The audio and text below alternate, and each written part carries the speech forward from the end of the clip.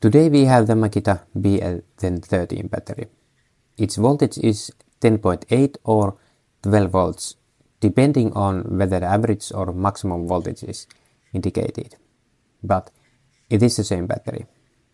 This battery still works, but it runs out quickly and has lost some power. Showing struggles, but drilling is still okay. Let's open it up and see if we can replace the cells. Under the sticker there are special screws, torques with a pin in the middle. You need a special tool to open these screws.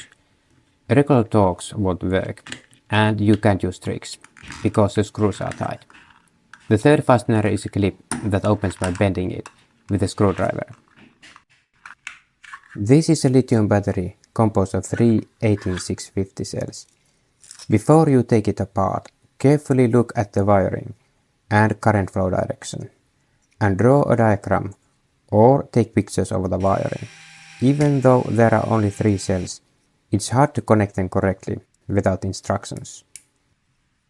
Remember to fully discharge the battery before opening it, so you can do it safely. Also take a picture or draw the wiring diagram before taking the battery apart. Carefully scrape the white adhesive dot in the middle. Inside it is an NTC temperature sensor. It must be removed intact, so don't use a metal tool. Luckily, the adhesive is brittle and flakes off easily. The NTC sensor is a small black component, and it's hard to see against the black plastic.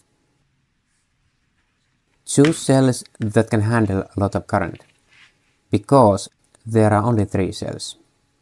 I chose what I believe to be the best, Sony Murata VTC5A. They can handle 35 amps of continuous discharge and also handle Makita's 2.6 amp fast charging.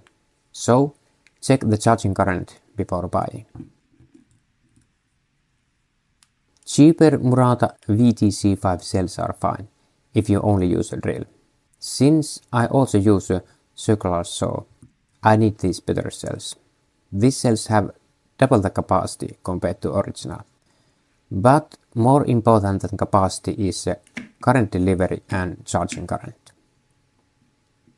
I have a wiring diagram, but for extra safety, I also built a model from the old cells. Use a quality spot welder, because this uses thick 0.50 mm nickel strip. A cheap portable spot welder won't weld 0.50 mm nickel strip properly. I need to enforce the negative terminal. The strip is long and I may lose some power. This is a balancing wire, and it doesn't need to be thick. This board doesn't have a balancing circuit itself. The battery has output strips, and balancing is done in the battery charger. When all the wires are ready, apply a special heat conductive adhesive in the center of the cells.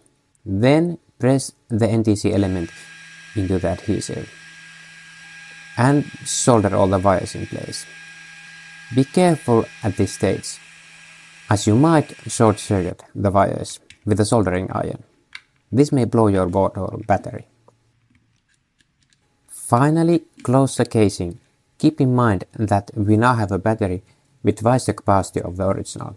So let's put a reminder sticker on it. This way we've saved money and got a battery with lots of capacity. The battery is ready for use. It's time to test how it performs. And it spins the drill well. Charging also seems to work well, with no smoke or explosion. The battery works flawlessly. I hope this video was useful to you. Thanks for watching.